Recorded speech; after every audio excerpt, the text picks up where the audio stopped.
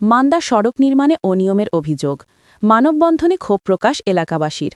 আমাদের নওগাঁ প্রতিনিধি আলামিনের পাঠানো তথ্য ও ভিডিওচিত্রের ডিডি ডেস্ক রিপোর্ট। নওগাঁর মান্দা উপজেলায় একটি সড়ক নির্মাণকে কেন্দ্র করে স্থানীয়দের মধ্যে ক্ষোভ দেখা দিয়েছে। বালুবাজার মোড় থেকে হাটুইর স্কুল মাঠ পর্যন্ত চলমান পাকাকরণ কাজে অনিয়ম ও নিম্নমানের সামগ্রী ব্যবহারের অভিযোগ তুলে মানববন্ধন করেছেন এলাকাবাসী। রবিবার ১২ এপ্রিল হাটুইর স্কুল সংলগ্ন সড়কে আয়োজিত এই কর্মসূচিতে অংশ নেন স্থানীয় বাসিন্দারা। এ সময় তারা সড়ক নির্মাণের মান নিয়ে অসন্তোষ প্রকাশ করেন। মানববন্ধনে বক্তারা বলেন, কাজে নিম্নমানের ইট, বালু ও খোয়া ব্যবহার করা হচ্ছে। শুরু থেকেই তদারকির ঘাটতি থাকায় ঠিকাদার প্রতিষ্ঠান মান বজায় না রেখেই কাজ চালিয়ে যাচ্ছে বলে অভিযোগ তাদের। এতে করে নতুন নির্মিত সড়কটি টেকসই হবে না বলে আশঙ্কা প্রকাশ করেন তারা। স্থানীয়দের দাবি, দ্রুত তদন্ত করে কাজের মান নিশ্চিত করতে হবে, অন্যথায় বৃহত্তর আন্দোলনের পথে যাওয়ার হুঁশিয়ারি দেন তারা।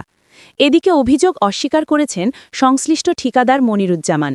তার দাবি, নির্ধারিত শিডিউল অনুযায়ী কাজ এগোচ্ছে এবং উপজেলা প্রকৌশল দফতরের তত্ত্বাবধানে সব কার্যক্রম পরিচালিত হচ্ছে। তিনি অভিযোগ করেন, একটি পক্ষ উদ্দেশ্যপ্রণোদিতভাবে বিভ্রান্তি ছড়ানোর চেষ্টা করছে।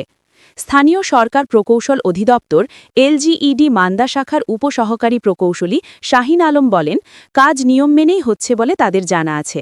তবে অভিযোগ পাওয়া গেলে বিষয়টি তদন্ত করে প্রয়োজনীয় ব্যবস্থা নেওয়া হবে।